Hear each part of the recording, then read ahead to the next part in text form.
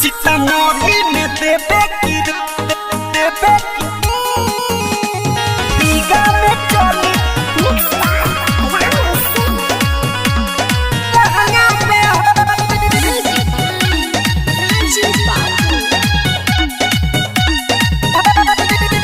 सीतामढ़ी में देवो की रीगा में चली रगनिया के दाल तोरा ढोरी में गली। सीतामढ़ी में देवो की रीगा में चली रगनिया के दाल तोरा ढोरी में गली। तो चल चाहे लगमा खियाई तोहे राजमा तो चल चाहे लगमा खियाई तोहे राजमा मनियारी के कल तोरा लहंगा में होली। सीतामढ़ी में देवे की रीगा में चली बरगनिया के कल तोरा लहंगा में होली। सीतामढ़ी में देवे की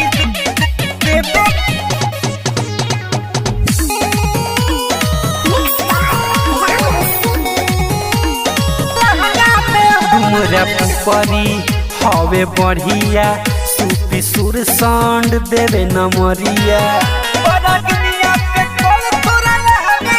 हमरा पुपरी हवे बढ़िया सुपी सुर सांड देवे नमरिया ढेंगे ससौलाया बखता बाराही में जड़गज के लइका सब पाजा में धर। सीतामढ़ी में देवे की रीगा में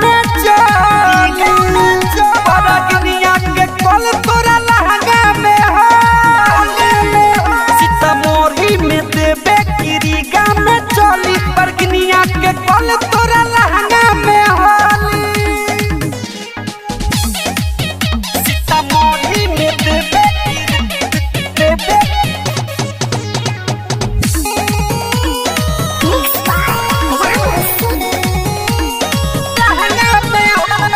मर पायो सोहगी आज न छोरी राजा परसौनी देखी ढोरी।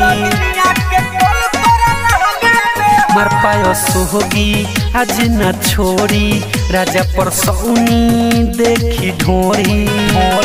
और नया सिकरा मुरो बिरंजन लुदन सानु संग जवानी तोहर खिली। सीतामढ़ी में देवो की रीगा में बरगनिया के कल तोरा लहंगा में होली। सीतामढ़ी में देवे की रीगा में चली बरगनिया के कल तोरा लहंगा में होली।